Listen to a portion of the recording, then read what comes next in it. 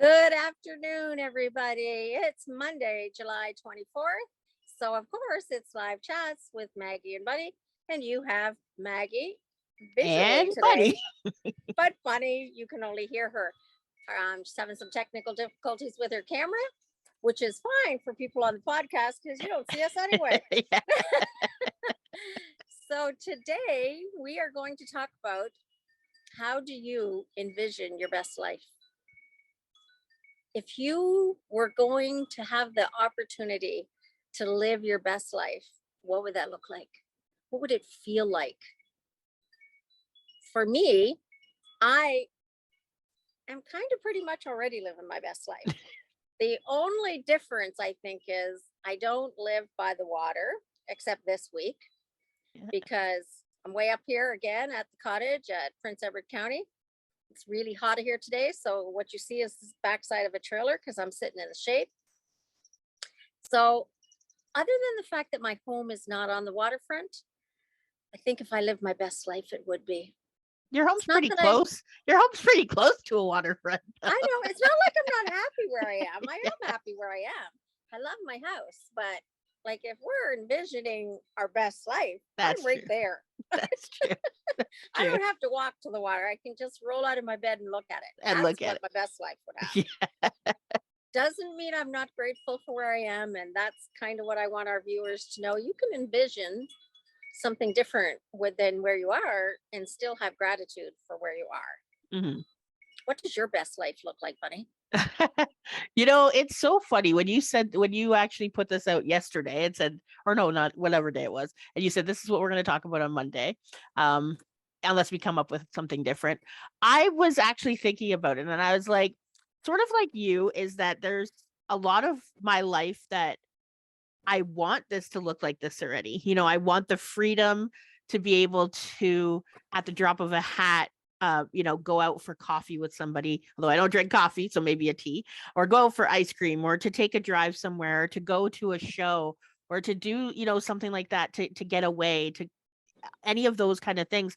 I want the freedom to do that. I want the flexibility and freedom to be able to accept clients when I want to work, which I can do that. So if there's a birthday coming up, or if there's a special occasion of some sort, I can attend those things. Those Yeah. things are absolutely important to me, having that work-life balance. And I hadn't found that in conventional jobs. And so doing the work that I do now and that we do now, I definitely is part of my envisioning. But I also do know that many times when people say, what does your life look like in 5 years? I don't know. I have no idea. The answer to that, I have no idea. And when I think about it now and I look back, I couldn't have envisioned the life that I have now 5 years ago. Right. There's actually I guess a piece in that, of being able to know that I'm going to be taken care of, and in some ways this life that I'm living today is leaps and bounds beyond what I could have imagined 5 years ago. Right. And so that is, like I said, that to me gives me a little bit of peace in knowing that it's gonna work out. Like it's okay. So, but it doesn't mean I'm Yeah. not gonna dream. you know? So, Yeah. Yeah. so, Because you can always dream about things. That doesn't mean, like I said earlier, it doesn't mean that we're not thankful and blessed and mhm, happy with those things that we do have. right. It it just means that sometimes we're looking at something different and that's okay. What does your best life look like? Like my best life is being connected to spirit, Hmm. that I can at any time know that I am fully connected, Mm, being able to let go of ego more and live from that place of love where I really truly want to be. And that includes loving myself more. It's not just about loving other people more, it's about loving myself more mhm, and being able to do that. You know, that's part of what my best life is. for sure. You And know, being, I was gonna say, I think getting to loving yourself does get you to that best life. That's yes, that's the path of it. Um, yeah. yeah, like And that's if important. you're not at your best life now, you can get there. Hmm. You can get there by just envisioning it and making choices in your life now as though you were already there. Well, and to kind of go with what I missed from last week, although I've got to watch what you said last week about the taking the next steps, I think that's important as also for envisioning your best life is about taking the next steps and not underestimating the quote unquote small steps that we take in our life, and how that would impact us in the future. You know, that small thing that Yeah. you think is so small right now that you put into your life, all those small things add up to a very large thing. I mean, I'm gonna bring it up, but it's that Maggie and I started doing a chair yoga class on Friday mornings. And you know, I haven't been moving a lot in the last few years. I moved to a house that now my room and like it's all one level. So my room and the bathroom and the kitchen, it's all very close to each other. And so I really hadn't been moving very much. And so doing that and having that step, I mean, the feelings that like it just doing that every week and looking forward to that and now stretching it out and maybe doing it every a couple of times a week, just doing that quote unquote small step, although that was kind of a little bit bigger than a small one, Yeah. would actually, you know, it helped me feel better. You know, it helped me feel better, not just physically, but also emotionally and mentally. And, you know, and that's sometimes important too, is just realizing that that small step can help you in the future for your future life. That but there is, let me tell you, there is many times where I will say, I do sometimes say, you know, that's something future bunny can take care of. You know, and then there are other times where I say I'm doing this for future bunny. So, you know, if Right. I pre-plan something or prepare something or do something that I know will help me tomorrow or an hour from now, um I if I have the energy to do that, I'll do that. If I don't have the energy to do it right now and it's something that can wait, future bunny can take care of that. So Yeah. And even like we've talked other weeks, your son, for example, he's taking steps right now for his future life. yep. He's taking those steps and working really hard and making sacrifices. He's Right. sacrificing being away from his girlfriend, being away from his family Mhm. for that vision of his future life, For of sure. his best life, that best life that he's preparing for. So sometimes it's an important thing to remember. Sometimes for that best life, we have to make some sacrifices. It's so funny you bring up sacrifices because just yesterday I was thinking about how we have such an in many times we have a negative connotation with sacrifice, because a lot of times sacrifice leads to resentment but on somebody's behalf. And so I was actually trying to think of a more energetic, as we do discuss this all the time, a more energetically pleasing word than sacrifice, or at least just changing the idea of sacrifice. Yeah. Because I do think it's more like what I was just talking about with the future bunny, past bunny kind of stuff, is Yeah. that, you know, it's more you know, as long as you don't, as long as it's a sacrifice without the resentment attached behind Right. it. He's And making an investment. He's right, investing in his exactly. future. Like Exactly, he's investing. exactly.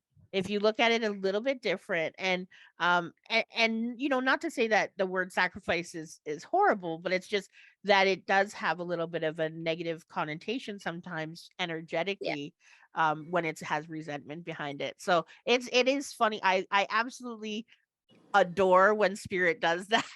when, when you know, the synchronicities of life, just to remind me all of the time we are all connected and everything is always working out behind the scenes. There is I like to think of it sort of like, I don't know if anybody's ever been in a play before. I was in a play in high school, and you have all of the people in the background, all of the crew and the tech people who are moving costumes into the right spot, moving props into the right area, directors who are directing people. You have all of the, you know, the lighting people, the music cues. You have all of these people who are all working in concert to make sure that everything is where it needs to be. And I firmly believe that the universe has all of those around us, and that's our spirit team, that's always making sure that those people are in the right spot, that that opportunity is in the right spot, that we're in the right spot for Yeah. everything all of the time. And it's true. And that's the synchronicities. I know my friend Anne that I'm traveling with this week. We were talking on the way up here in the car ride about the fact that the wedding that I did a just a couple of Saturdays ago, Mm-hmm. I think, or one. Yeah. Yes, one Saturday ago. The synchronicities that had to happen for that to happen. Like, Yeah. I had to first become an ordained minister that could marry people. Mm-hmm. This creator made that roundabout way happen. Yeah. And then I had to be in the right place at the right time to make the right connections to get to know these people. Like, it was just, it's so cool the way that the synchronicities of life prepare us for that next best step. We were talking about that actually last week when we said, how far back does it go? Like, how Yeah. far back did that setup have to go? Because it was first, we said, well, it was because you're a death doula. Well, you were a death doula because you worked at hospice. Well, you volunteered at hospice in 2014. And the reason that you did that, like, it just kept going back further and further. And you were like, yeah. And even just moving to Niagara, like moving to St. Catharines, and then moving to the house that you lived in to be able Yep. to drive by hospice, and it was just all of these things, all of these little pieces that was like a chessboard where they were all Yeah. just kind of sliding into place, and you didn't see the end goal or the and these, and not that it's over, but you didn't see for this, that wedding that you didn't see all the little pieces that had to No. move, and where you were moved and used by spirit, and where you said yes to spirit and Right. to your soul, because yes, we can say no for for a while, but We live in free will. We can make that right. choice. And I did say no. Like, Mm-hmm. when I first started feeling the urge to volunteer at hospice, I said no. It took 2 years Right. before I got to that. So, to our listeners out there, if you're preparing for your best life Mm-hmm. and what it's going to look like, or if creator is preparing you, or if circumstances are preparing you, it takes time. And it Mm-hmm. doesn't matter if you're not there yet. Right. You're on the road that is going to lead you where you want to be. And trust that. And Trust even in it. cooler is just because you think it's the end, like you're at that goal, it's not. Like, Never. when you thought that volunteering at hospice was what helped you know what your mother needed to, and Yeah. what you needed to support your mother. But then when she passed, you went to become a death doula. And then Yeah. when you got ordained, you didn't do it to do weddings. You did it to be able to do funerals. And and I remember we even joked just maybe 4 months ago about you doing weddings, and you're like, oh, I'm probably never gonna do that. And then Yeah. this one came up, and it was the perfect opportunity, the perfect marriage, for lack of a better word.